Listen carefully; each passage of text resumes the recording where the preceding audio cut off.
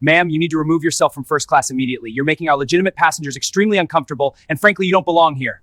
The words sliced through the cabin of Delta Flight 447 like a blade spoken with such casual cruelty that every conversation stopped. Every head turned, every phone camera focused on the source of those words.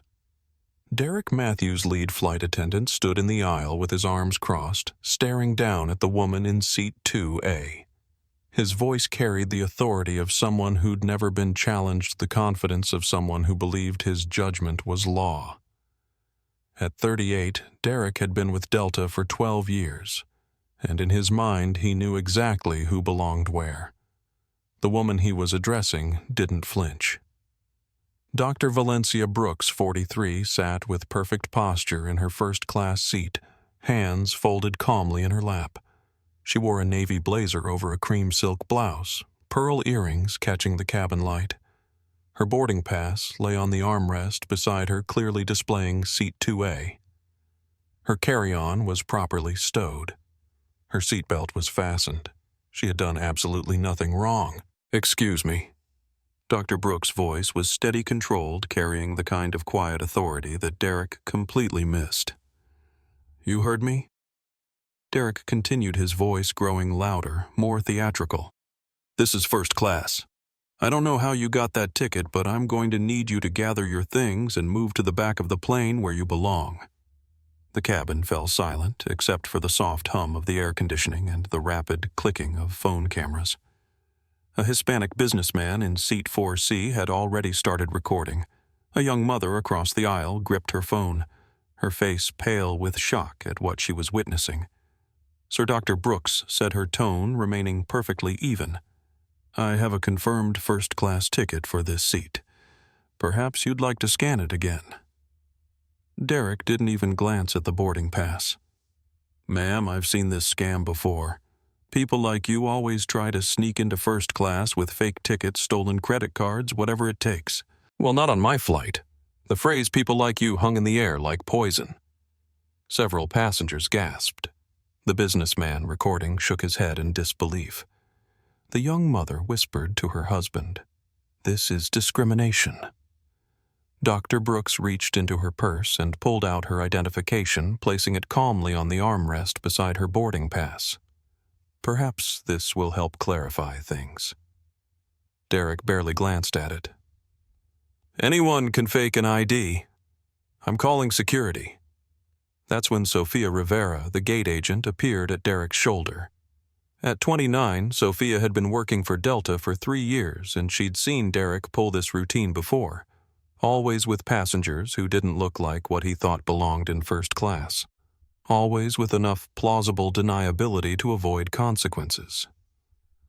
"Derek," Sophia said quietly, trying to defuse the situation.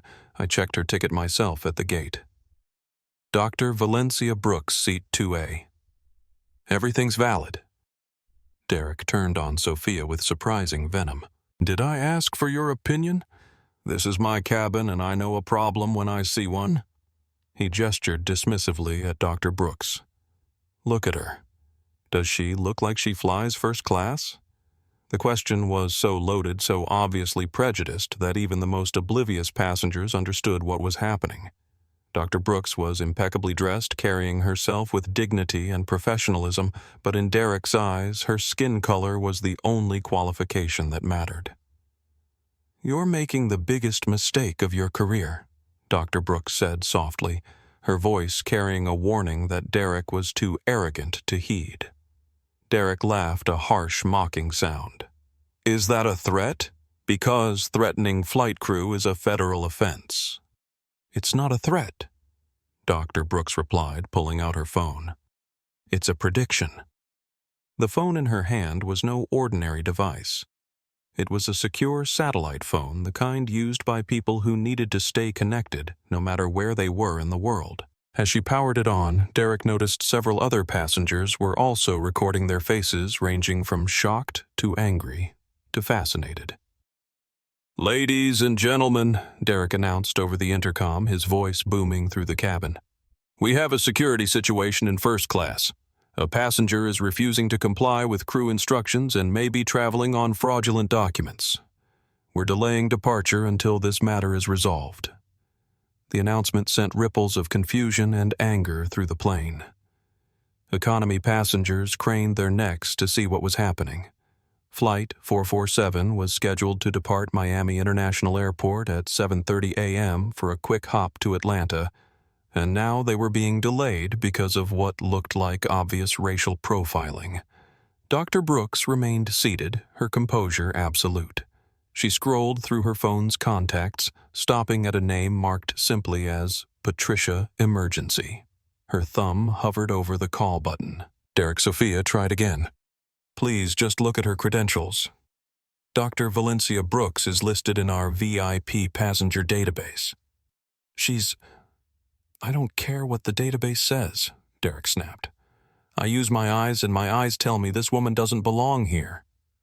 Now, ma'am, he turned back to Dr. Brooks, you can move to economy voluntarily, or security will escort you off this plane. Your choice. Dr. Brooks looked up at him, her dark eyes steady and calm. You have 47 minutes until scheduled takeoff. I have a medical conference in Miami that starts in 3 hours. 10,000 children are depending on the announcement I'm going to make today. So I'm going to give you one last chance to walk away from this mistake. Derek's laugh was even nastier this time. Medical conference? Right. Let me guess you're a doctor. He said the word with such sarcasm that several passengers winced. Yes, Dr. Brooks said simply. I am. Sure you are. And I'm the Pope.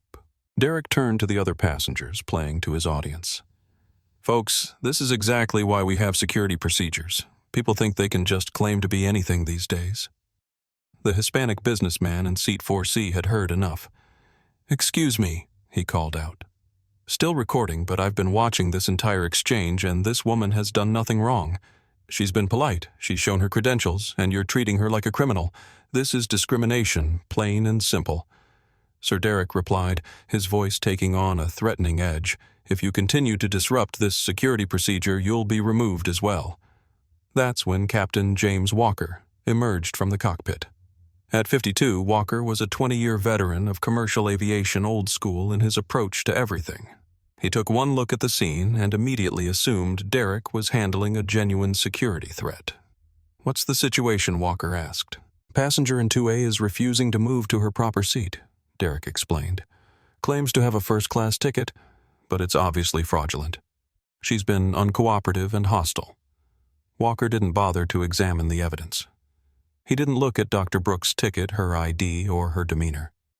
He simply saw a black woman in first class and trusted his flight attendant's judgment. Ma'am, Walker said to Dr. Brooks, I'm going to need you to gather your belongings and exit the aircraft. We don't tolerate disruptive passengers. Dr. Brooks finally pressed the call button on her phone. Patricia, she said calmly when the call connected, it's Dr. Brooks. Please initiate Delta Protocol. Full implementation. Yes, I'm sure.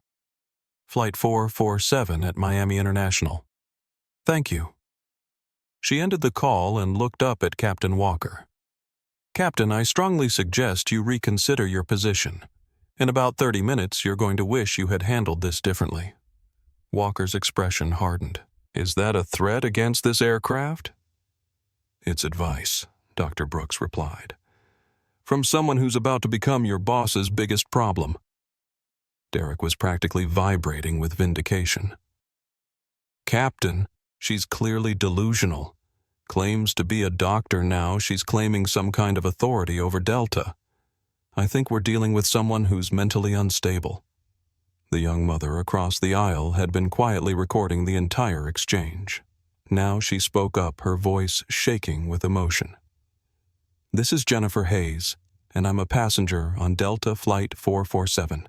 What I'm witnessing is the most blatant act of racial discrimination I've ever seen. This woman has done absolutely nothing wrong, and she's being treated like a criminal because of the color of her skin. Her words seemed to break a dam. Other passengers began speaking up. This is wrong, called out an elderly man from seat 5D. Let her stay in her seat, added a business traveler. "This is exactly why I never fly." "Delta," muttered someone from the back. But Derek was beyond listening to reason. The confrontation had become personal for him, a matter of authority and control. "Security will be here in 2 minutes," he announced. "Ma'am, you can leave voluntarily or be escorted off. Those are your only options." Dr. Brooks stood slowly, gathering her purse and coat with deliberate dignity. "I'll leave," she said quietly. "But not because you're right. Because I have more important things to do than educate you about basic human decency." As she moved toward the aisle, Sophia stepped forward. "Dr. Brooks, I'm so sorry. This isn't right." Dr. Brooks paused and looked at Sophia with genuine warmth. "Thank you for trying. Remember this moment when you have the chance to speak up for someone else." She walked down the aisle with perfect composure, her head high, her steps measured. Behind her, Derek smirked with satisfaction. Captain Walker nodded approvingly, and 37 passengers sat in stunned silence, most of them recording what they knew was a moment that would define their understanding of justice for the rest of their lives. At the door of the aircraft, Dr. Brooks paused and turned back toward the cabin. Her eyes found Derek's, and she spoke just loudly enough for the front section to hear. "My name is Dr. Valencia Brooks. Remember it." Then she was gone, escorted by airport security who were clearly uncomfortable with their role in what was obviously discriminatory treatment. The cabin door closed behind her, and Derek began his routine safety announcements as if nothing had happened. But something had happened. Something that would ripple through social media, corporate boardrooms, and the lives of 10,000 children around the world. Dr. Valencia Brooks had just been humiliated and ejected from an airplane, but she was not defeated. She was dangerous. As Flight 447 finally pushed back from the gate, 43 minutes behind schedule, none of the crew had any idea that the woman they'd just removed owned a controlling interest in their airline. None of them knew that her phone call had just triggered a chain of events that would cost them their jobs and transform an entire industry. And none of them suspected that in exactly 37 minutes, the private jet bearing Dr. Valencia Brooks would be touching down at Miami International Airport, while their commercial flight would still be climbing to cruising altitude, carrying a cabin full of witnesses and a viral video that would change everything. The countdown had begun. Dr. Valencia Brooks walked through Miami International Airport with the same composure she'd maintained on the aircraft, but inside a familiar fire was burning. This wasn't the first time she'd been told she didn't belong somewhere. It wouldn't be the last. But it would be the last time she allowed it to happen without consequences. At 43, Dr. Brooks carried herself with the quiet authority of someone who had earned every credential, every honor, every dollar in her considerable fortune. Her father, Dr. Marcus Brooks, had been one of the first black cardiac surgeons in the Southeast Building, a medical practice that grew into a pharmaceutical empire. When he died 8 years ago, he'd left his daughter not just his wealth, but his mission to ensure that quality health care reached every child regardless of race class or geography.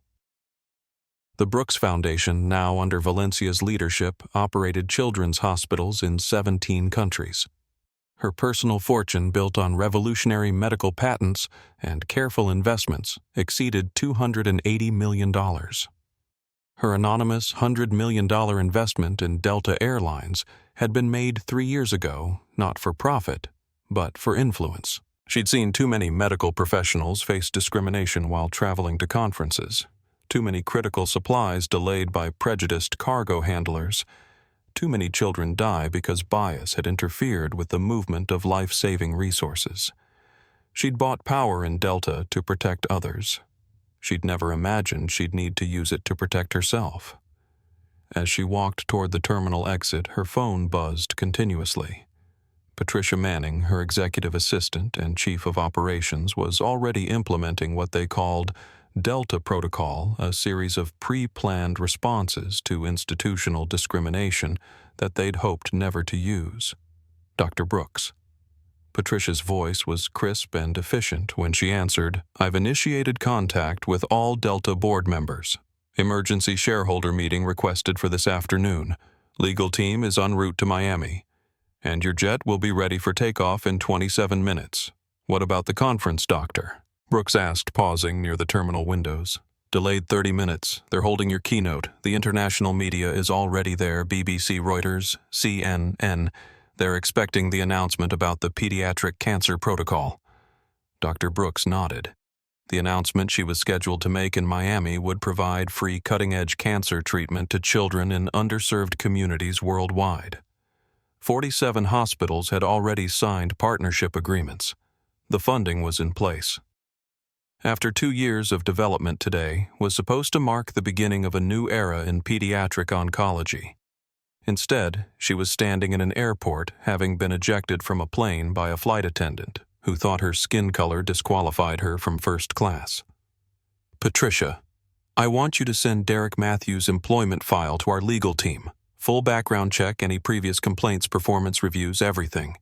"Already done," Patricia replied. "Doctor Brooks, he has 17 documented complaints of discriminatory behavior in the past 3 years. 17, all buried in HR, all dismissed as misunderstandings or personality conflicts." The number hit Dr. Brooks like a physical blow.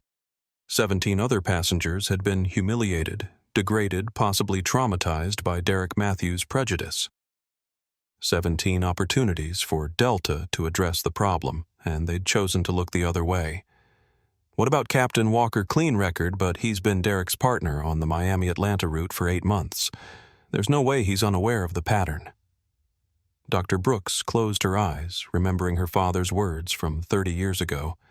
She'd been 12, standing dripping wet beside the country club pool, where she'd been a member for exactly 47 minutes before being told to leave. "People like that family don't belong here," the pool manager had said loud enough for everyone to hear. Her father had wrapped her in a towel and knelt down to her eye level. "Valencia, remember this feeling," he'd said. "Not the shame that's not yours to carry. Remember the determination. Remember that you have the power to ensure this never happens to another little girl. It had taken her 31 years, but she finally had that power." Back on Flight 447. Derek Matthews was basking in what he considered a professional victory. As the aircraft climbed toward cruising altitude, he moved through the cabin with extra swagger, refreshing drinks, and accepting what he interpreted as congratulatory nods from passengers. He was completely wrong. Jennifer Hayes, the young mother who'd recorded the confrontation, was furiously typing on her phone, posting the video to every social media platform she could access. Her husband, a marketing executive, was crafting posts designed to maximize viral spread. Michael Torres, the Hispanic businessman who defended Dr. Brooks, was live streaming to his 30,000 followers, describing what he'd witnessed in real time. "I've traveled all over the world for business," he was saying into his phone, "and I have never seen anything as blatantly discriminatory as what just happened on this Delta flight." Even passengers who hadn't spoken up during the confrontation were now sharing their disgust in group chats, social media posts, and direct messages to Delta's customer service accounts. Derek was oblivious to all of it. In his mind, he'd protected first class from an interloper and demonstrated his authority to any other passengers who might try to test him. He'd been doing variations of this routine for years, always with enough plausible deniability to avoid serious consequences. But Dr. Valencia Brooks wasn't like his previous victims. She wasn't a young medical student who could be intimidated into silence, or an elderly passenger who wouldn't know how to fight back, or a family who couldn't afford legal representation. She was a woman with resources, connections, and the kind of quiet power that Derek's small-minded prejudice couldn't even comprehend. At 38, Derek Matthews had built his identity around being the authority figure in his small domain. He lived in a modest apartment in suburban Atlanta, drove a 10-year-old Honda Civic, and spent his off hours complaining about diversity hires and political correctness to anyone who would listen. His social media was filled with coded language about maintaining standards and knowing your place. He'd been passed over for promotion to senior flight attendant 3 times in the past 5 years, each time convinced that less qualified candidates had been chosen over him for political reasons. The reality that his pattern of complaints and obvious bias made him unsuitable for advancement was something he refused to consider. Captain James Walker, meanwhile, was focused on the routine of flight operations, unaware that his casual endorsement of Derek's discrimination had just cost him his career. At 52, Walker was 3 years from retirement, planning to spend his golden years at a lake house in North Carolina. He'd flown over 2 million miles without a major incident, prided himself on running a tight operation, and trusted his crew to handle passenger issues without his micromanagement. His blind spot was assuming that Derek's version of events was accurate, that a well-dressed, professionally speaking black woman in first class was automatically suspicious, automatically wrong. It was the kind of unconscious bias that Walker would have denied having, even as he demonstrated it perfectly. Back in Miami, Dr. Brooks was approaching the private aviation terminal where her Gulfstream G650 was being prepped for immediate departure. The jet, worth $68 million, was more than transportation. It was a mobile medical command center equipped with satellite communications, secure internet, and the ability to coordinate global health initiatives from 40,000 feet. The irony wasn't lost on her. An hour ago, Derek Matthews had suggested she didn't belong in the first-class cabin of a commercial airliner. Now she was about to board an aircraft that cost more than Derek would earn in his entire lifetime. But the jet represented more than wealth. It represented freedom. The freedom to travel without discrimination, to reach children who needed medical care without interference, to respond to health crises without depending on commercial airlines that might judge her based on her appearance rather than her credentials. As she walked up the jet's stairs, Dr. Brooks made a decision. This wouldn't just be about justice for her.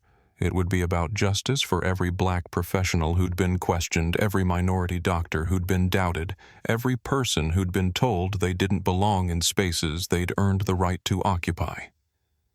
Her phone rang as she settled into the jet's main cabin.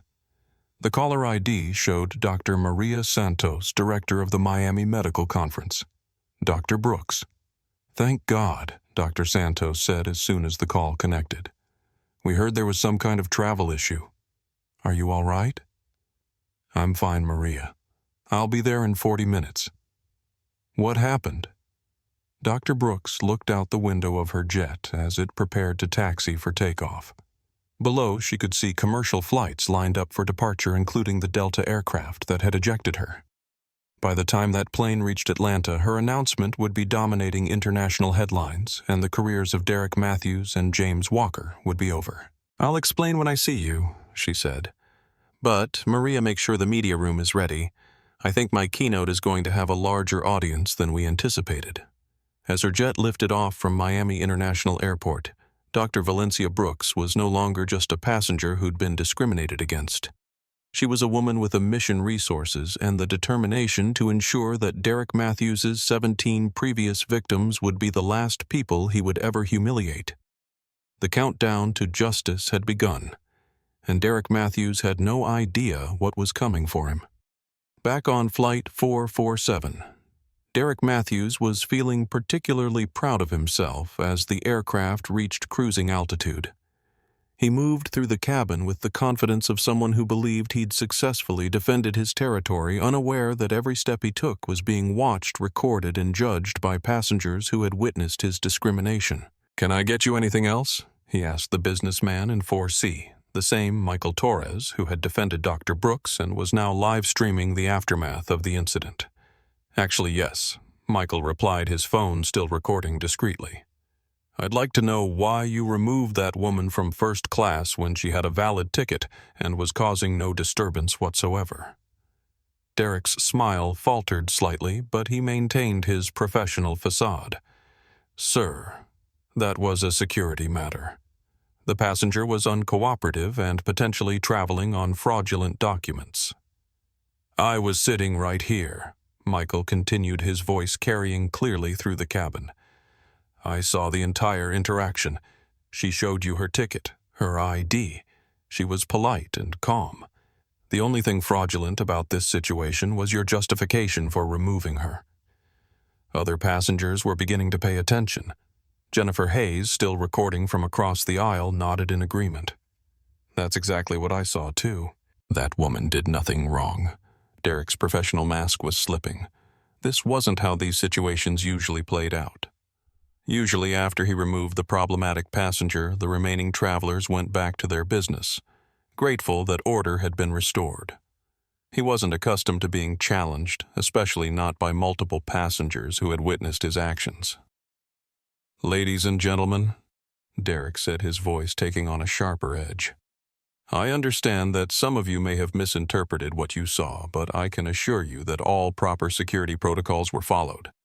The individual in question was exhibiting suspicious behavior and refused to comply with legitimate crew instructions." "What suspicious behavior?" demanded the elderly gentleman in 5D, sitting quietly in her assigned seat. She was rummaging through multiple bags, acting nervous, and couldn't provide adequate explanation for her presence in first class.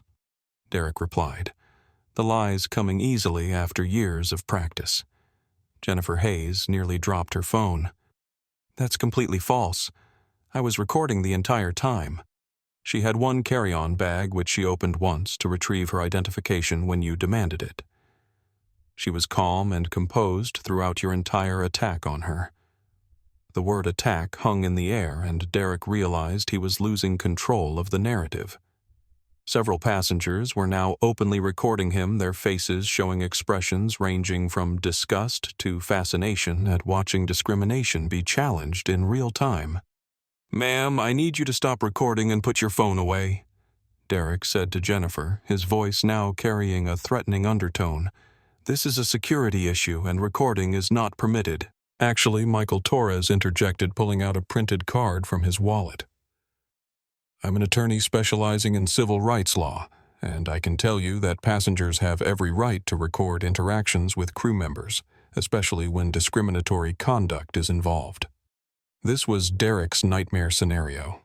Not only had his actions been witnessed and recorded by multiple passengers, but one of those passengers was a lawyer who clearly understood the legal implications of what had occurred. Derek felt his authority slipping away, replaced by a growing anxiety that he tried to mask with increased aggression. "Sir, if you continue to disrupt this flight, I'll have you arrested when we land in Atlanta." Michael smiled calmly. "For exercising my legal rights, I look forward to that conversation with law enforcement."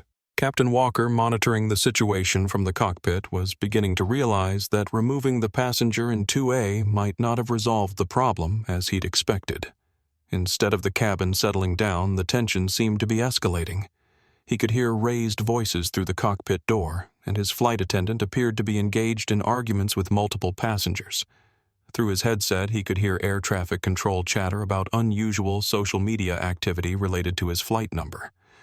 That was never a good sign. Meanwhile, Sofia Rivera was experiencing the most uncomfortable hour of her professional life.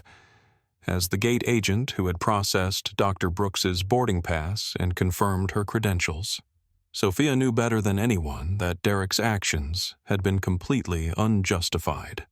But challenging Derek directly would mean challenging her supervisor, potentially risking her job as a single mother who couldn't afford unemployment. She'd tried to intervene during the confrontation, but Derek had shut her down aggressively. Now, as she processed boarding passes for the next flight, she couldn't stop thinking about Dr. Brooks' dignified composure in the face of Derek's obvious prejudice. Sofia's phone was buzzing with notifications. Social media algorithms had identified her as being associated with Flight 447, and she was being tagged in posts and videos that were spreading across Twitter, Instagram, and TikTok at viral speed. The hashtag Delta Discrimination was beginning to trend, with passenger videos of the incident being shared thousands of times. One video posted by Jennifer Hayes had already received over 50,000 views in 30 minutes. The caption read, "This is Dr. Valencia Brooks being removed from her paid first-class seat on Delta Flight 447 for no reason other than racial bias. This is 2024, not 1964. Do better, Delta. Do better, humanity." But it was Michael Torres's live stream that was doing the most damage to Derek's reputation and Delta's brand. As an attorney with a significant social media following, Michael's real-time commentary was being watched by hundreds of thousands of viewers who were witnessing discrimination in action and sharing their outrage in the comments. "What we're seeing here," Michael was saying to his phone camera while Derek moved through the cabin nearby, "is a textbook example of implicit bias turning into explicit discrimination. This flight attendant made a series of assumptions based solely on a passenger's race, then doubled down on those assumptions when challenged with evidence that contradicted his prejudice." Derek, overhearing the commentary, approached Michael's seat. "Sir, I'm going to need you to end that call immediately. You're disrupting other passengers." "Actually," Michael replied without lowering his phone, "the only disruption I see is your continued harassment of passengers who are exercising their legal rights. Would you like to explain to my viewers why you removed Dr. Brooks from her seat?" Derek's face was flushing red. The situation was spiraling beyond his control, and he didn't have the skills or training to manage the crisis he'd created.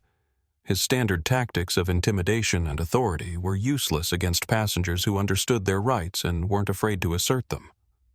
Dr. Brooks. Derek repeated, seizing on the title. "You mean the woman who claimed to be a doctor?"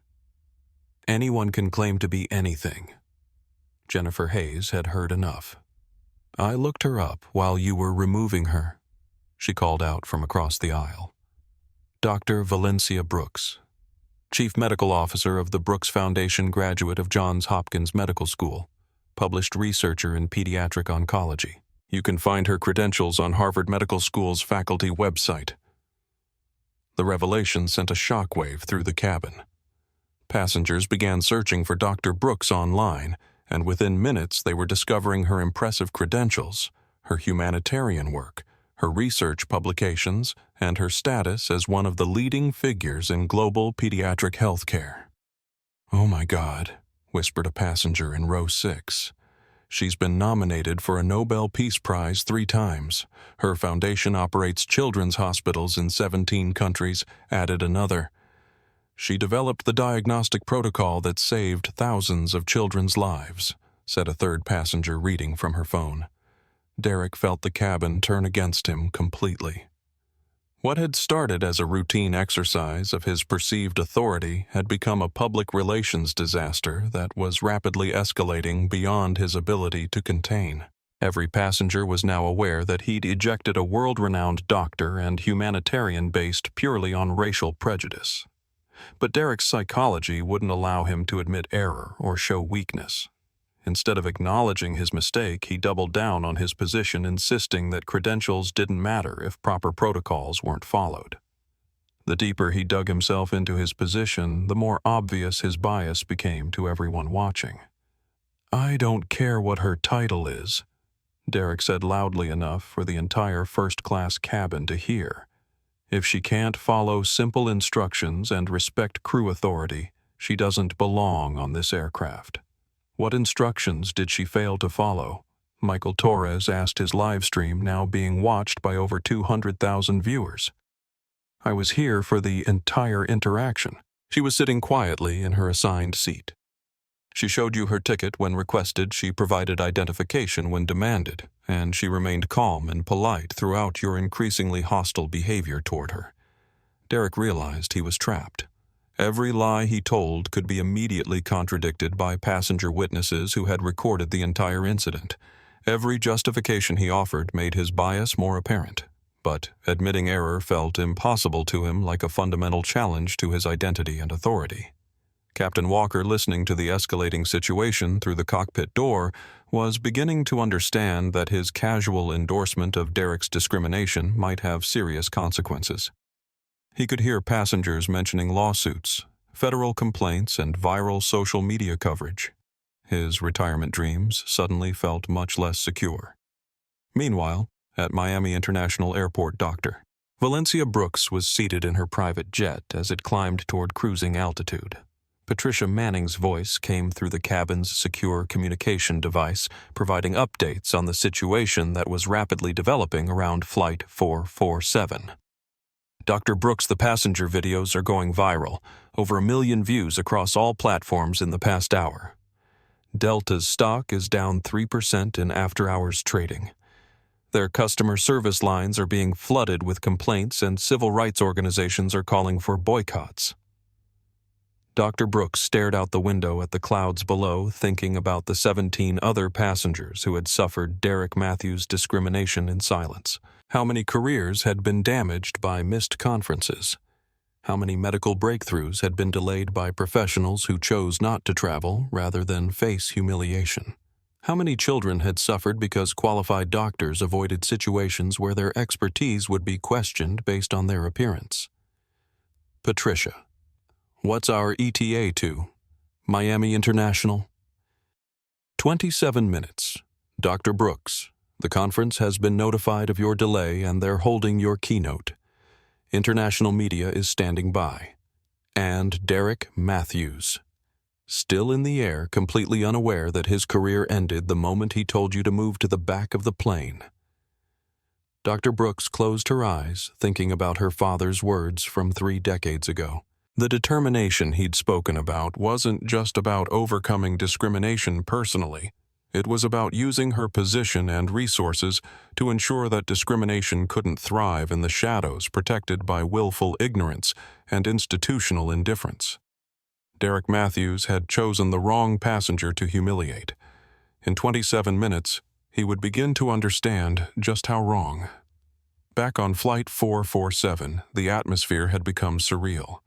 Passengers were openly discussing the incident, sharing information about Dr. Brooks's accomplishments and expressing their disgust with Derek's behavior.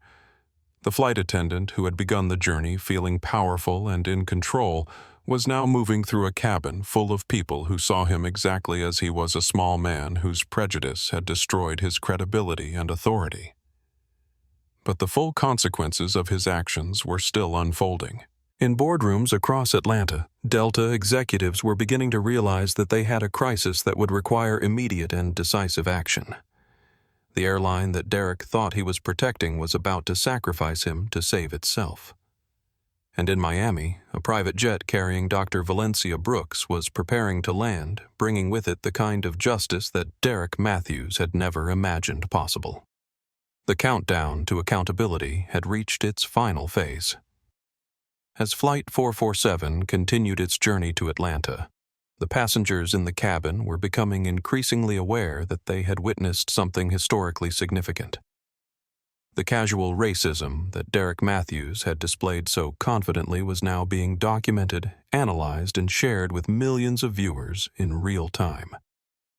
Michael Torres had transitioned from live streaming to conducting impromptu interviews with fellow passengers, each of whom corroborated the same story. Dr. Brooks had done absolutely nothing to justify her removal from the aircraft.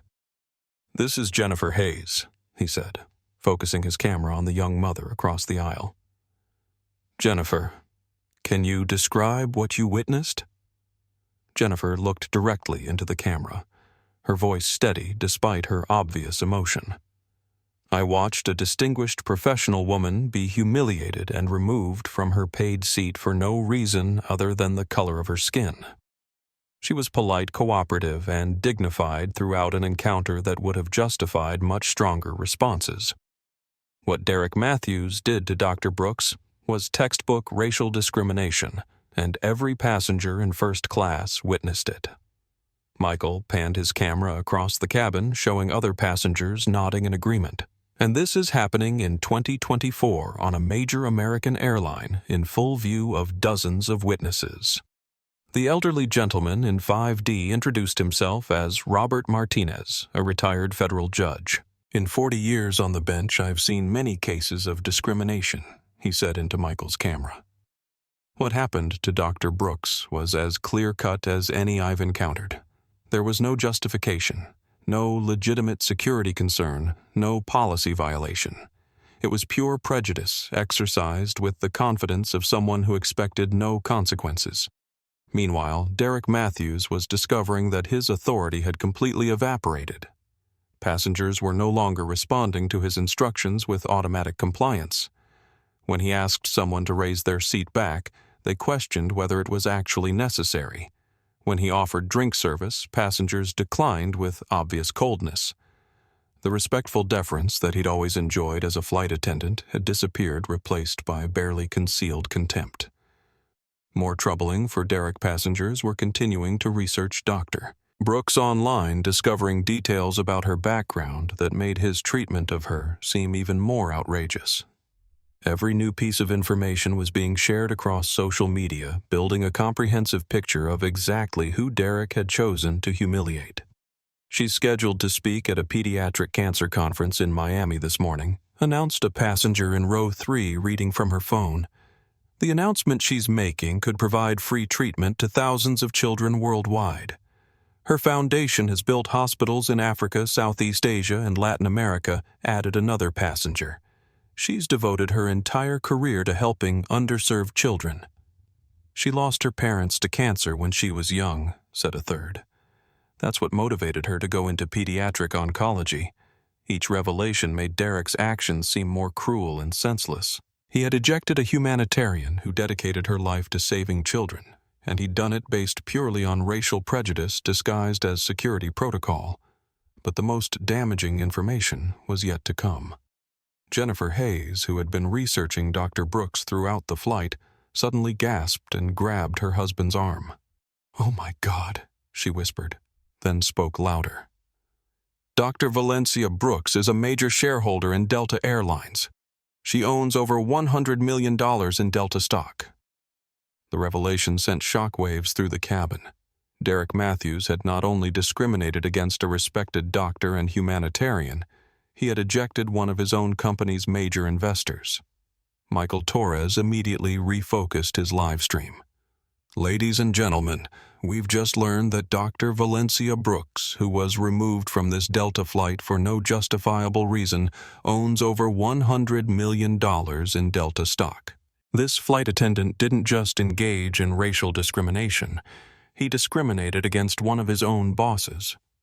The irony was so perfect, so complete, that several passengers began laughing despite the seriousness of the situation.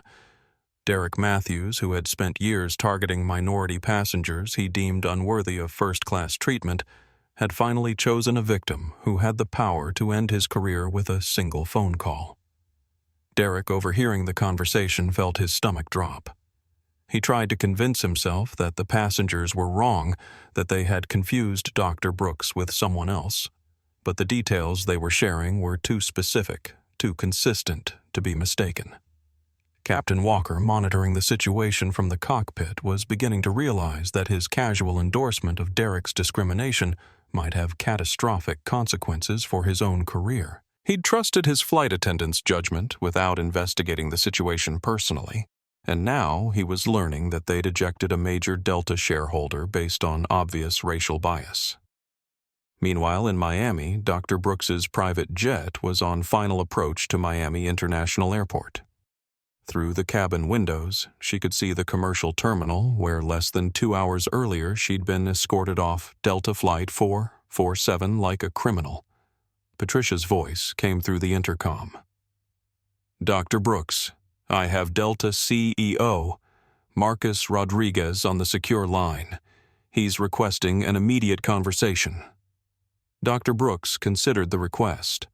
Rodriguez had been hired 18 months ago to modernize Delta's operations and improve its corporate image. He was young, progressive, and had publicly committed the airline to diversity and inclusion initiatives. His leadership was about to be tested by the crisis that Derek Matthews had created. "Put him through," she said. "Through she." Rodriguez's voice was tense when the call connected. "Dr. Brooks, I want to personally apologize for what occurred this morning. I've been briefed on the situation, and I want you to know that Delta does not tolerate discriminatory behavior from our employees. Mr. Rodriguez." Dr. Brooks replied calmly, I appreciate your call, but I'm less interested in apologies than I am in accountability. Your flight attendant has a documented history of discriminatory behavior spanning 3 years and 17 complaints. This wasn't an isolated incident, it was a pattern that your airline chose to ignore. The silence on the line stretched for several seconds. Rodriguez was clearly grappling with the implications of what Dr. Brooks had just revealed. I wasn't aware of any pattern, he said finally. I'll be investigating this matter immediately. You should also be aware, Doctor. Brooks continued that your Captain Walker endorsed and enabled this discrimination without conducting any independent assessment of the situation. This isn't just about one prejudiced flight attendant. It's about an institutional culture that protects discrimination as long as it's not too visible. Rodriguez's voice was strained. Dr. Brooks, I give you my word that everyone involved in this incident will face appropriate consequences. What can Delta do to make this right? Dr. Brooks looked out the window as her jet touched down at Miami International. We'll discuss that after my keynote address. I have 10,000 children depending on the announcement I'm about to make, and I won't let your airline's discrimination interfere with that mission. She ended the call and prepared for what would become one of the most watched medical conference presentations in history. Back on Flight 447, the viral explosion was reaching critical mass. Hashtags related to the incident were trending worldwide. Delta discrimination had been shared over 1 million times. Dr. Valencia Brooks was generating hundreds of posts per minute as people learned about her background and accomplishments. Civil rights organizations were issuing statements demanding investigation and accountability.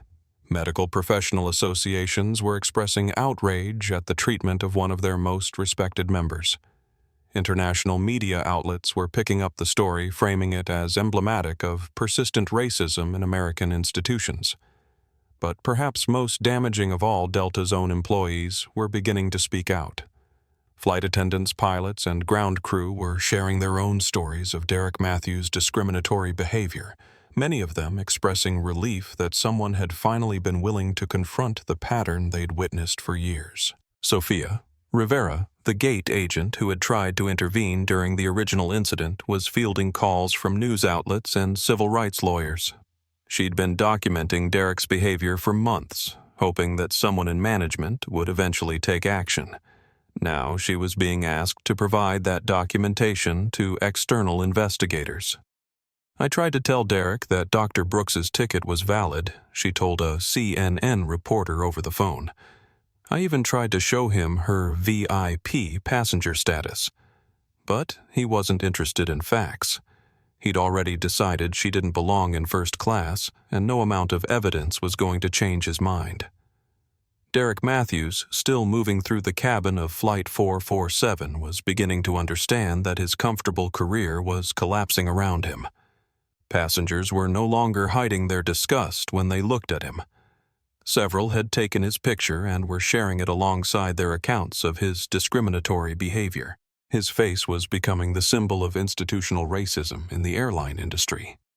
But Derek's psychology still wouldn't allow him to acknowledge error. Instead of accepting responsibility for his actions, he was growing angry at the passengers who had betrayed him by recording the incident and sharing it with the world. In his mind, they were the real problem, disloyal customers who had taken the side of someone who didn't belong over a crew member who was just doing his job. This delusion would make his eventual reckoning even more devastating. As Flight 447 began its descent into Atlanta, Derek Matthews had no idea that Dr. Valencia Brooks was already on the ground in Miami preparing to address an international conference that would cement his actions as a case study in discrimination and accountability. He had no idea that Delta's CEO was scrambling to contain a crisis that threatened the airline's reputation and stock price. He had no idea that his own career was effectively over-ended by his decision to humiliate someone who had the power and resources to ensure that his actions would have consequences. In 37 minutes, Derek Matthews would step off Flight 447 and into a world where his discrimination had been exposed, documented, and condemned by millions of people. His comfortable anonymity was gone, his authority was meaningless, his future was about to be determined by the same woman he'd told to move to the back of the plane. Justice was about to be served. Dr. Valencia Brooks stepped onto the tarmac at Miami International Airport with the same composed dignity she had maintained throughout her humiliation on Flight 447. But now, instead of being escorted by security guards treating her like a suspect, she was met by a delegation that reflected her true status in the medical and business world. Dr. Maria Santos, director of the Miami Medical Conference, rushed forward with obvious relief. Dr. Brooks, thank God you're here. When we heard about the flight delay, we were terrified that something had happened to you. Something did happen, Maria, Dr. Brooks replied as they walked toward the conference center. But it's going to become part of a much larger conversation about institutional bias in our society. Behind them, Patricia Manning coordinated with a team of lawyers, media relations specialists, and Brooks Foundation executives who had flown in from around the world for this moment. Today's announcement wasn't just about medical breakthroughs. It was about hope for millions of children whose families couldn't afford cutting-edge cancer treatment. Dr. Brooks, Patricia, said, catching up to her boss, the media room is packed. We have reporters from 63 countries, and the live stream already has over 2 million viewers waiting for your keynote. What about Delta? Their stock is down 8% since the passenger videos went viral. CEO Rodriguez has called an emergency board meeting for this afternoon, and Derek Matthews still has no idea what's coming. Dr. Brooks paused at the entrance to the conference center, looking back toward the commercial terminal where she'd been humiliated less than 3 hours earlier. Make sure our legal team has copies of all the passenger recordings. I want every detail documented. Already done. Michael Torres's live stream has been viewed by over 15 million people. Jennifer Hayes's video has been shared by every major civil rights organization in the country. Derek Matthews is about to become the most famous example of airline discrimination in modern history. As Dr. Brooks entered the conference center, she was greeted by a thunderous standing ovation from an audience that had been following her ordeal through social media. The medical professionals, humanitarian workers, and international health officials in the audience weren't just applauding her scientific achievements. They were showing support for a colleague who had faced discrimination with grace and dignity. Dr. Santos introduced her with obvious emotion. Ladies and gentlemen, Dr. Valencia Brooks has overcome extraordinary obstacles to be with us today. Her commitment to serving underserved children around the world was just demonstrated in the most personal way possible. Dr. Brooks, the floor is yours. Dr. Brooks approached the podium and the audience fell silent.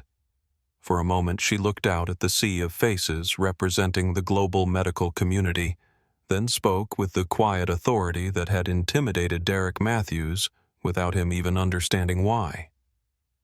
3 hours ago, I was told I didn't belong in the first-class cabin of a commercial airliner.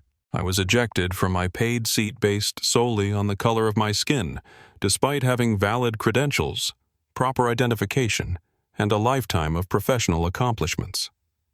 The audience stirred with anger and sympathy, but Dr. Brooks raised her hand for silence. I'm not here to talk about that discrimination because that would make Derek Matthews the most important part of today's story. And he's not. The most important part of today's story is what we're about to announce for the children of the world. She clicked a remote, and the screen behind her filled with images of children from hospitals around the globe. Today, the Brooks Foundation, in partnership with 47 hospitals across 6 continents, is announcing the launch of the Global Pediatric Cancer Treatment Initiative. Free cutting-edge cancer treatment will be available to any child anywhere in the world, regardless of their family's economic status. The audience erupted in applause. But Dr. Brooks wasn't finished. The diagnostic protocol we've developed has a 93% success rate in early-stage pediatric cancers. The treatment regimen costs $17,000 per child in the United States. Starting today, it costs nothing for families who cannot afford it.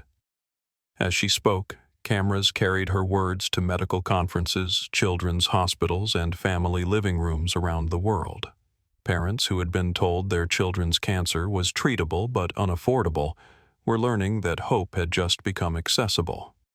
In the first year of this program, we project treating 15,000 children who would otherwise go without care. In 5 years, that number will exceed 100,000. This is not charity. This is justice. Every child deserves the chance to grow up. Meanwhile, Flight 447 was beginning its final approach to Atlanta, and Derek Matthews was about to discover that his world had fundamentally changed while he'd been in the air. Captain Walker, monitoring air traffic control communications, was hearing references to his flight number that made him increasingly nervous. Delta 447, be advised that media and legal representatives may be waiting at your gate, the controller said. Airport security has been notified of potential protest activity related to your flight. Derek, overhearing the communication, approached the cockpit with growing anxiety. Captain, what's going on? Walker looked at him with barely concealed disgust. Derek, I think you need to prepare yourself for the possibility that removing Dr. Brooks from this aircraft was the biggest mistake of your career. What do you mean? I mean that passenger videos of your interaction with her have gone viral. I mean that civil rights groups are calling for boycotts of Delta. I mean that our CEO is scrambling to contain a crisis that you created. Walker's voice was cold and professional, but Derek could hear the anger beneath it. Derek, you may have destroyed both our careers today.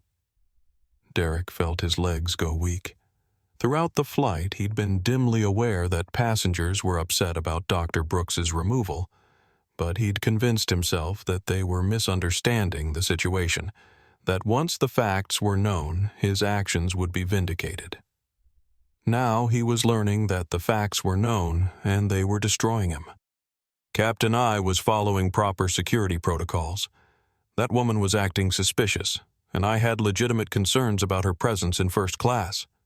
Walker turned to face Derek fully. Derek, she's one of the most respected doctors in the world. She owns over $100 million in Delta stock.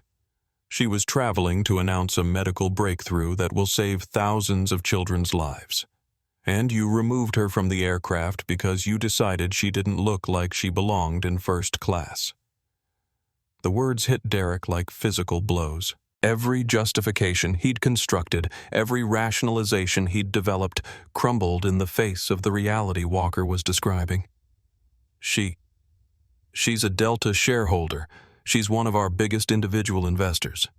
Derek, you didn't just engage in racial discrimination. You discriminated against one of the company's owners. As Flight 447 touched down in Atlanta, Derek Matthews was beginning to understand that his comfortable career, his sense of authority, and his future financial security were all ending together. The prejudice that had guided his actions for years was about to cost him everything he'd worked to achieve. In Miami, Dr. Brooks was concluding her keynote presentation to thunderous applause from the international audience. But even as she accepted congratulations from colleagues and answered questions from reporters, her phone was buzzing with updates from Patricia about the developing situation in Atlanta. Dr. Brooks, a reporter from the BBC, called out, "Can you comment on the discrimination you faced this morning and how it might affect your relationship with Delta Airlines?" Dr. Brooks considered the question carefully. I can tell you that Derek Matthews' behavior this morning was consistent with a pattern of discrimination that Delta has ignored for years. 17 other passengers have filed complaints about his conduct, and all of those complaints were dismissed or buried by airline management. The revelation sent a new shockwave through the media room. This wasn't an isolated incident by a single bigoted employee. It was evidence of institutional indifference to discrimination. As a Delta shareholder, Dr. Brooks continued, "I have both the right and the responsibility to ensure that the airline operates according to values of dignity and respect. What happened to me this morning cannot be allowed to happen to anyone else. A reporter from Reuters raised her hand. Dr. Brooks, are you planning legal action against Delta? I'm planning to use every resource at my disposal to ensure that airlines can no longer profit from discrimination while hiding behind claims of security and protocol. If that requires legal action, shareholder resolutions, or federal intervention, then that's what will happen. Back in Atlanta flight, 447 was pulling up to the gate, and Derek Matthews could see news vans and protesters through the terminal windows. His face had become the symbol of airline discrimination, and he was about to walk into a world where his actions had consequences he'd never imagined possible. Captain Walker was already on the phone with Delta management, trying to minimize his own culpability in the incident. I trusted my flight attendant's assessment of the situation he was explaining to his supervisor. I had no way of knowing that he was engaging in discriminatory behavior. But Walker's attempt to distance himself from Derek's actions was undermined by the passenger recordings, which clearly showed him endorsing Derek's discrimination without conducting any independent investigation. His casual assumption that a black woman in first class must be problematic revealed his own biases as clearly as Derek's more overt prejudice. As passengers began disembarking from Flight 447, many of them were immediately approached by reporters who had been alerted to the story by the viral social media coverage. Jennifer Hayes, Michael Torres, and other witnesses found themselves thrust into the role of civil rights advocates sharing their accounts of Derek's discrimination with national television audiences. What I witnessed on that flight was the kind of racism that people want to pretend doesn't exist anymore, Jennifer told a CNN reporter. Derek Matthews humiliated a brilliant, accomplished woman based solely on her race, and he did it with the confidence of someone who expected no consequences. Well, he's about to learn that actions have consequences. Michael Torres, still live streaming to his growing audience, provided real-time coverage of Derek's exit from the aircraft. "There he is," Michael said, as Derek appeared in the jet bridge looking pale and shaken. The flight attendant, who thought he could discriminate against Dr. Valencia Brooks with impunity. "Derek, how does it feel to know that your prejudice has been seen by over 20 million people?" Derek tried to hurry past the cameras, but there was no escaping the spotlight he'd created for himself. His face would be associated with airline discrimination for years to come, a cautionary tale about the dangers of prejudice in an interconnected world where injustice could be documented and shared instantaneously. As he walked through the Atlanta terminal, Derek Matthews was no longer an authority figure protecting first class from unworthy passengers. He was a disgraced employee whose career had been ended by his own bias, whose actions had damaged his employer's reputation, and whose name would be remembered as a symbol of institutional racism. Behind him, the passengers he'd tried to impress with his authority were telling their stories to anyone who would listen, ensuring that the truth about his behavior would reach every corner of the world. Ahead of him waited unemployment, humiliation, and the knowledge that his prejudice had chosen the wrong target. Dr. Valencia Brooks wasn't just another passenger to be humiliated and forgotten. She was a woman with the power to ensure that his actions would have lasting consequences.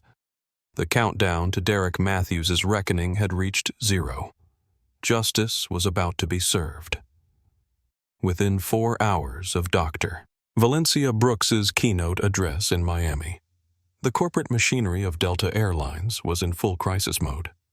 The airline's stock price had plummeted 12%, wiping out $800 million in market capitalization. Customer service lines were overwhelmed with cancellation requests. Corporate sponsors were threatening to pull partnerships, and CEO Marcus Rodriguez was facing the worst public relations disaster of his career. Rodriguez called an emergency board meeting from his corner office in Atlanta, connecting virtually with board members across the globe. The conference room's massive screen displayed social media feeds showing the incident from multiple angles, news coverage from international outlets, and real-time stock price updates that made every minute of delay more expensive. "Ladies and gentlemen," Rodriguez began, his voice strained with exhaustion, We're facing a crisis that threatens the fundamental reputation of this airline. The discrimination incident involving Dr. Valencia Brooks has become a worldwide story, and our response in the next few hours will determine whether Delta recovers from this or suffers permanent damage. Board member Margaret Sullivan, joining from London, spoke first. Marcus, I've been fielding calls from corporate partners all morning. British Airways is reconsidering our codeshare agreement. 3 major hotel chains have suspended their airline partnership programs with us. The discrimination incident has become a liability that's affecting our entire network of business relationships. It gets worse, added board member Dr. James Harrison, connecting from Boston. I've been contacted by medical associations representing over 200,000 healthcare professionals. They're organizing a boycott of Delta for all conference travel until we implement comprehensive discrimination prevention measures. Rodriguez nodded grimly. The medical community's response was particularly damaging because healthcare professionals were frequent business travelers representing millions of dollars in annual revenue for airlines. Losing that demographic would have long-term financial consequences that extended far beyond the immediate crisis. What about Dr. Brooks herself? Asked board member Lisa Chen from Seattle. Have we been able to establish communication with her legal team? She's agreed to a conference call at 4 p.m. Rodriguez replied. But Marcus, she's not just seeking an apology. Based on our preliminary discussions, she wants comprehensive policy changes, mandatory bias training for all employees, and external oversight of our discrimination prevention efforts. She also wants Derek Matthews and Captain Walker terminated immediately, added Delta's chief legal officer, Sarah Mitchell, who had been monitoring the situation from the company's legal department. And frankly, we don't have a choice. The passenger recordings make their behavior indefensible. Meanwhile, Derek Matthews was discovering that his career at Delta had ended before he'd even left the Atlanta airport. As he walked through the terminal, his employee badge was remotely deactivated by corporate security. His access to Delta facilities management tools and aircraft was revoked with immediate effect. His phone rang as he reached the parking garage. The caller ID showed Delta Human Resources. Derek. This is Amanda Foster from HR. The voice was professional but cold. I'm calling to inform you that your employment with Delta Airlines has been terminated effective immediately due to serious violations of our customer service standards and anti-discrimination policies. Derek felt the words like a physical blow. Despite everything that had happened, he'd maintained some hope that the situation could be managed, that his years of service would count for something, that Delta would stand behind his authority as a crew member. Amanda I was following proper security protocols. That passenger was acting suspicious, and I had legitimate concerns about her behavior. Derek, we have passenger video recordings of the entire incident. Dr. Brooks showed you her valid ticket, proper identification, and VIP passenger status. She was calm and cooperative throughout your interaction with her. There were no legitimate security concerns, only discriminatory behavior that has damaged this company's reputation and cost us hundreds of millions of dollars. The finality in Amanda's voice made it clear that this wasn't a negotiation or a misunderstanding that could be resolved. Derek's career was over, ended by the same prejudice that he'd believed was protecting Delta's standards. Derek, you'll receive information about Cobra Health Insurance continuation and your final paycheck by mail. Your Delta employee credentials have been deactivated, and you're no longer authorized to access company property. I'm sorry it ended this way. As the call ended, Derek stood alone in the parking garage, holding a phone that no longer connected him to the career he'd spent 12 years building. Around him, Delta aircraft continued taking off and landing, carrying passengers who would never have to deal with his discrimination again. Captain James Walker received his own termination call 30 minutes later while sitting in his car in the same parking garage. His 20-year career with Delta ended with a brief conversation that emphasized his failure to investigate Derek's actions independently and his enabling of obvious discriminatory behavior. Captain Walker, the HR representative, explained, You had a responsibility to ensure that passenger removals were justified and conducted according to company policy. Instead, you endorsed discriminatory treatment without conducting any independent assessment of the situation. Walker tried to defend his position. I trusted my flight attendant's judgment. Derek told me the passenger was uncooperative and potentially dangerous. Captain Dr. Brooks never raised her voice, never became agitated, and never exhibited any behavior that could reasonably be considered dangerous. She was removed from the aircraft because Derek Matthews made discriminatory assumptions about her based on her race, and you enabled that discrimination by supporting his decision without investigation. The conversation was brief, professional, and devastating. Walker's pension was secure after 20 years of service, but his reputation was permanently damaged. His name would be associated with the doctor. Brooks' incident for the rest of his life, a cautionary tale about the danger of unconscious bias in positions of authority. But the consequences extended beyond Derek and Walker.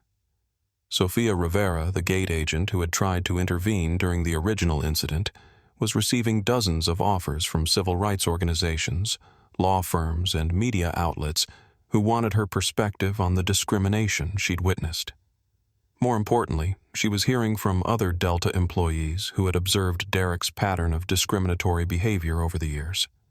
Flight attendants, gate agents, and ground crew were coming forward with their own stories of incidents they'd witnessed or heard about, creating a comprehensive picture of institutional indifference to bias. I reported Derek's behavior to management 6 months ago, said flight attendant Maria Gonzalez in a phone interview with CNN. I watched him target minority passengers repeatedly, always with some excuse about security or policy violations.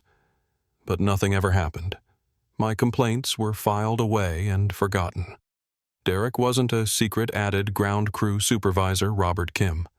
Everyone knew he had problems with Black and Hispanic passengers in first class, but he was good at creating plausible justifications for his actions, and management didn't want to deal with discrimination complaints.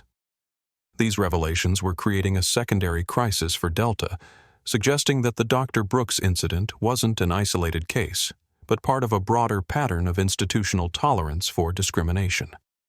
Civil rights lawyers were already filing federal complaints and considering class action lawsuits on behalf of other passengers who had suffered similar treatment.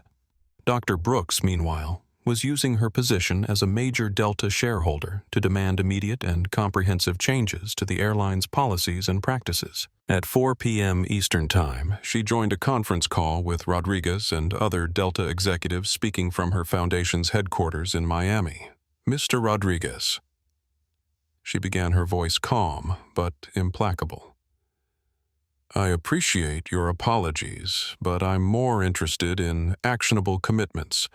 Derek Matthews discriminated against 17 passengers before he chose to target me. Your airline's response to those complaints was to bury them and hope they'd go away. That pattern ends today. Rodriguez, flanked by lawyers and PR specialists, tried to strike a conciliatory tone. Dr. Brooks, we're committed to implementing comprehensive changes to prevent future incidents of this nature. We value your input as both a passenger and a shareholder. Good Dr. Brooks replied. Then you'll have no problem agreeing to the following requirements. Mandatory bias training for all customer-facing employees, external oversight of discrimination complaints, a zero-tolerance policy for discriminatory behavior, and the establishment of a passenger advocacy office with the authority to investigate and resolve bias incidents. The demands were extensive and would cost Delta millions of dollars to implement. But Rodriguez understood that refusing them would cost the airline far more in continued boycotts, legal settlements, and reputational damage. We're prepared to commit to those changes, Rodriguez said. Dr. Brooks, what would you need to see to consider this matter resolved? Dr. Brooks' response was immediate and comprehensive. I want a written commitment to implement these changes within 90 days. I want quarterly reports on discrimination training and complaint resolution. I want an independent civil rights organization to oversee the implementation process. And I want Delta to publicly acknowledge that Derek Matthews' behavior was part of a pattern that the airline failed to address adequately.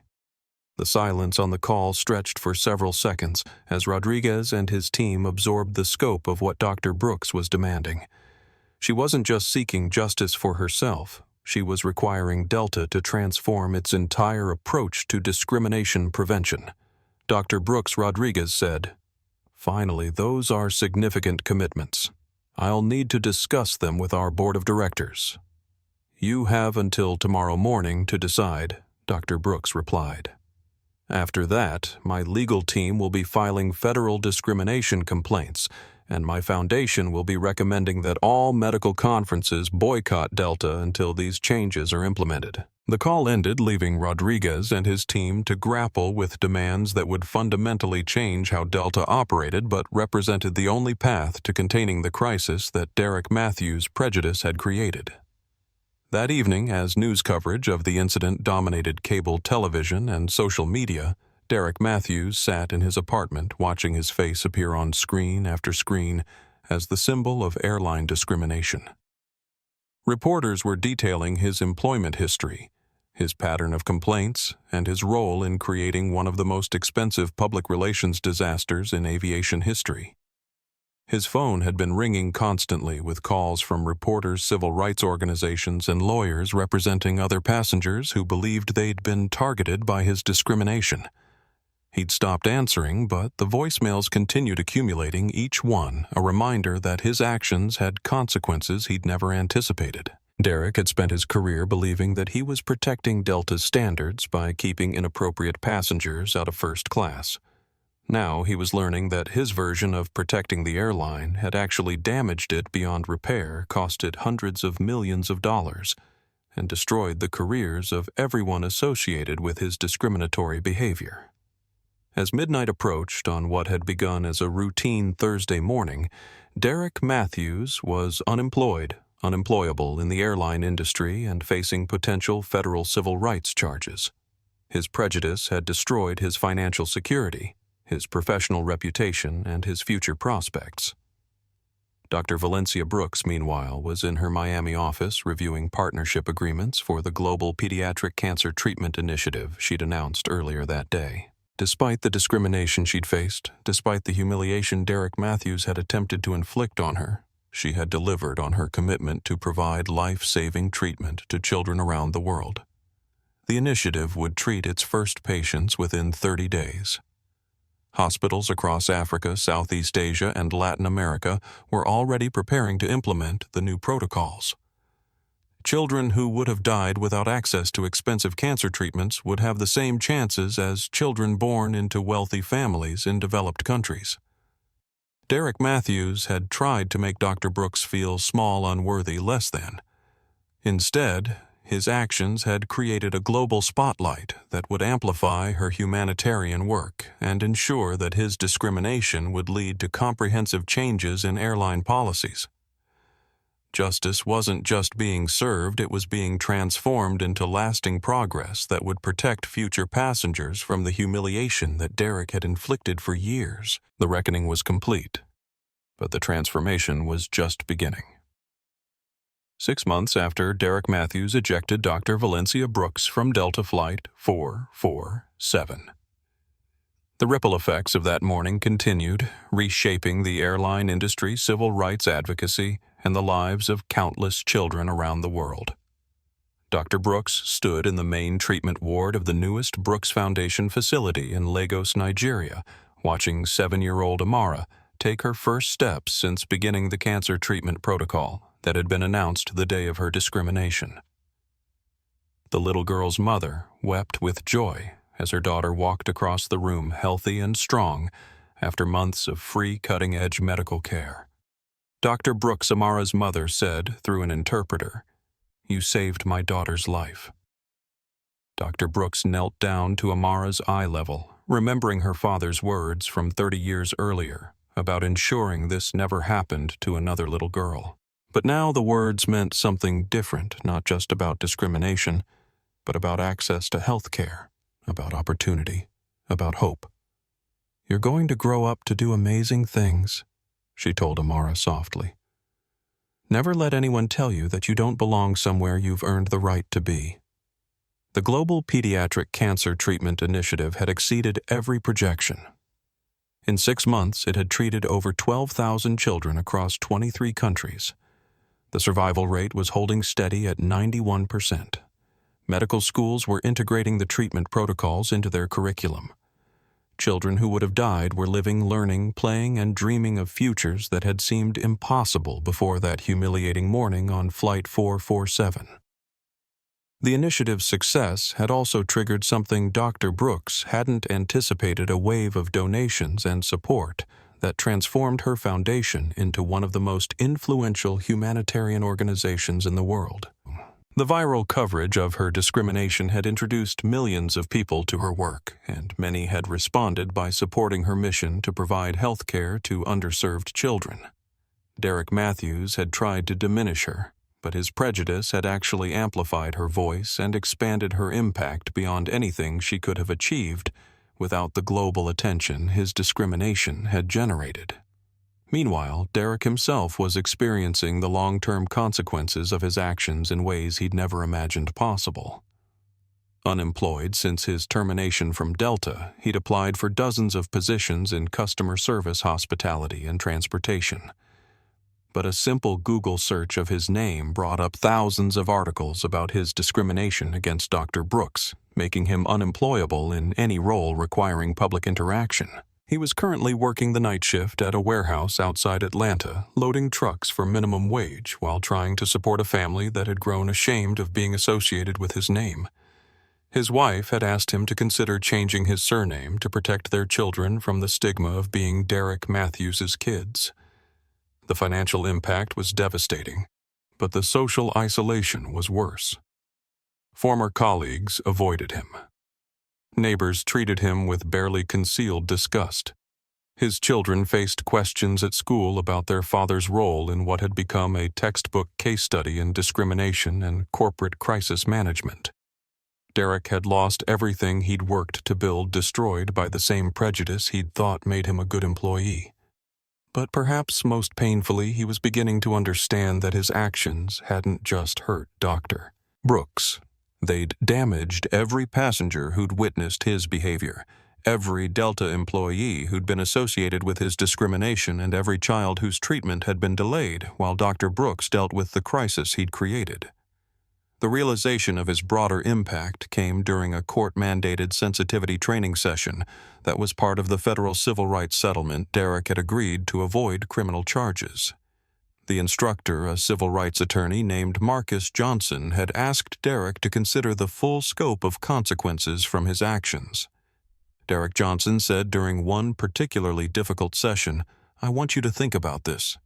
Dr. Brooks was traveling to announce a medical breakthrough that has now saved thousands of children's lives. Your discrimination delayed that announcement by several hours. How many children might have received treatment sooner if you hadn't interfered with her travel?"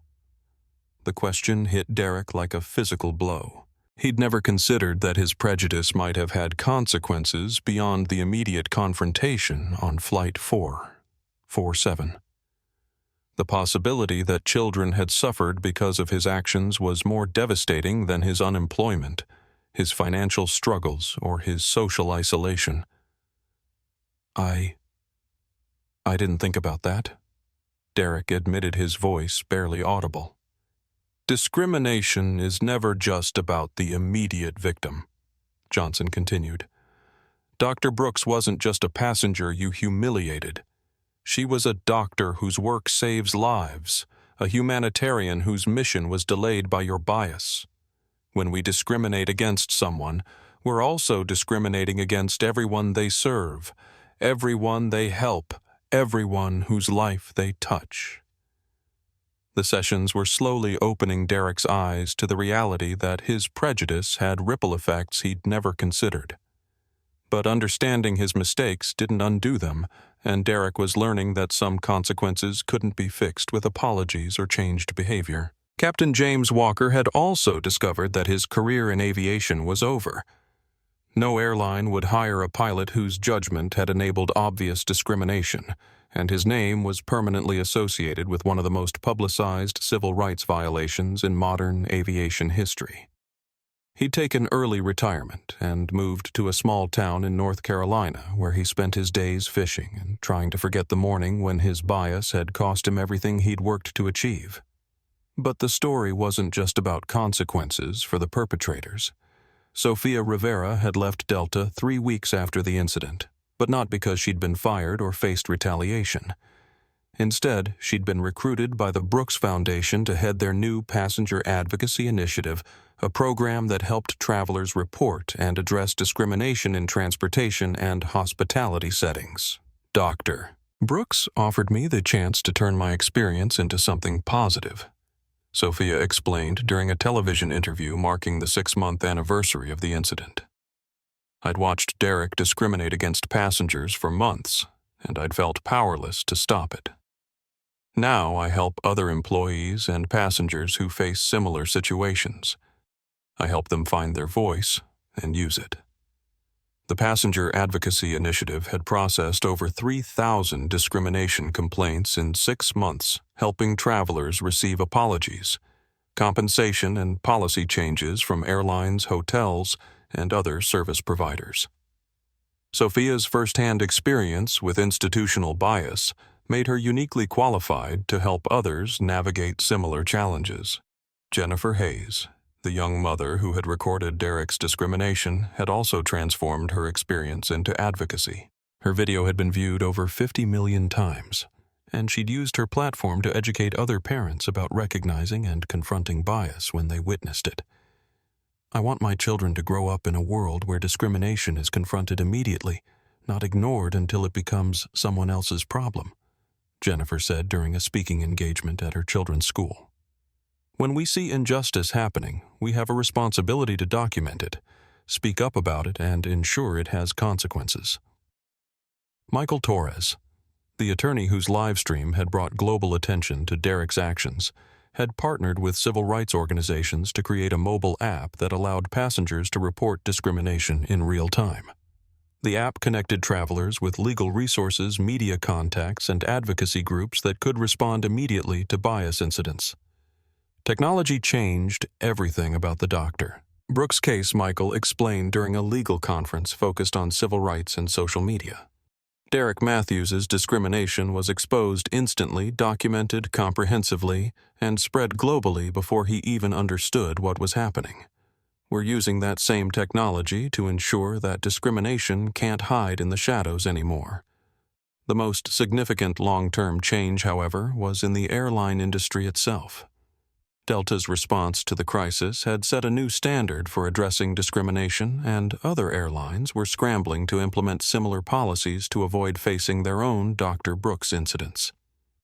Marcus Rodriguez, who had navigated Delta through the crisis, found his leadership validated by the company's recovery. The airline's stock price had not only recovered but reached new highs as investors recognized that Delta's comprehensive discrimination prevention measures made it less vulnerable to future bias-related crises. The doctor. Brooks' incident was the worst thing that happened to Delta in my tenure as CEO, Rodriguez said during a shareholders meeting. It was also the most important thing because it forced us to confront problems we hadn't wanted to acknowledge and implement changes we should have made years ago. Delta now employed a team of civil rights specialists who reviewed all passenger complaints, conducted quarterly bias training for every employee, and maintained a zero-tolerance policy for discriminatory behavior. The changes had cost the airline $37 million to implement, but they had also generated customer loyalty and corporate partnerships that made the investment profitable. Federal legislation, inspired by the Dr. Brooks case known as the Dignity in Travel Act, had established mandatory reporting standards for transportation discrimination and created federal penalties for airlines that failed to address bias adequately. The law was being used as a model for similar legislation in other countries, extending the global impact of Derek Matthews' discrimination far beyond what anyone had anticipated. But perhaps the most meaningful long-term change was personal. Dr. Valencia Brooks had chosen to book Delta flights for her foundation's travel, not because she'd forgotten Derek's discrimination, but because she wanted to support the airline's transformation into an industry leader in civil rights protection. 6 months after Derek Matthews had told her she didn't belong in first class, Dr. Brooks was sitting in Seat 2A on a Delta flight to London, reviewing partnership agreements for new Brooks Foundation hospitals in Eastern Europe. The flight attendant serving her cabin was a young black woman named Keisha Jackson, who recognized Dr. Brooks immediately.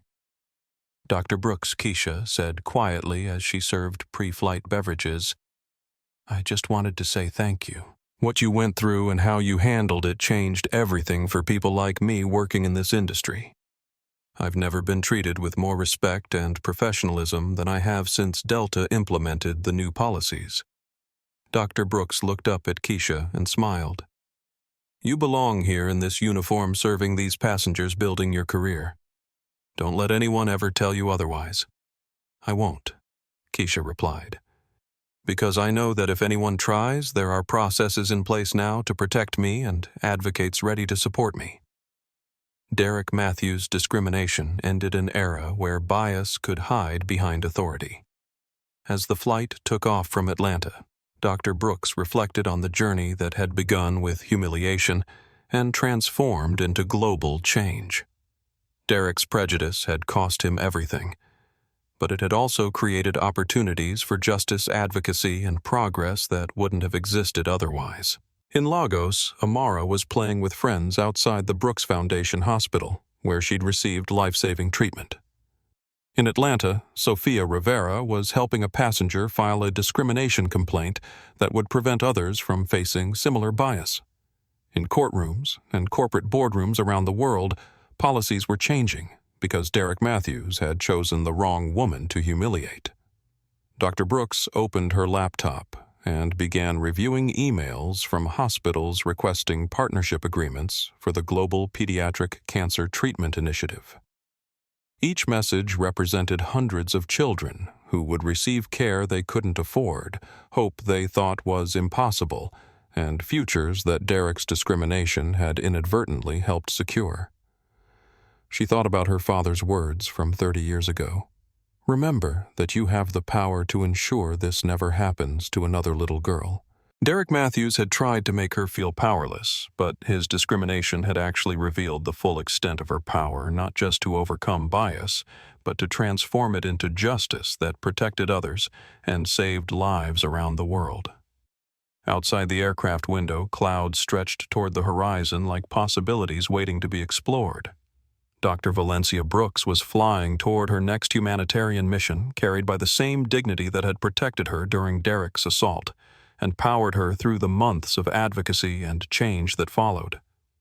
Derek Matthews had told her she didn't belong in first class.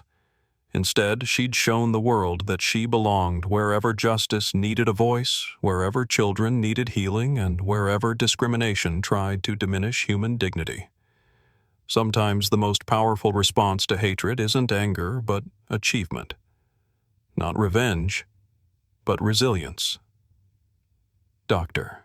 Brooks hadn't just reclaimed her seat, she'd elevated everyone who came after her. Her legacy wasn't the discrimination she faced, but the determination she showed. And the children whose lives she saved will never know they owe their futures to a woman who refused to be made small. Thank you for experiencing Dr. Valencia Brooks's incredible journey from discrimination to triumph. If this story moved you, share it not just for views, but to remind others that quiet dignity can change everything. Hit that like button if you believe justice has power. Subscribe to our channel for more stories that prove your worth is never up for debate.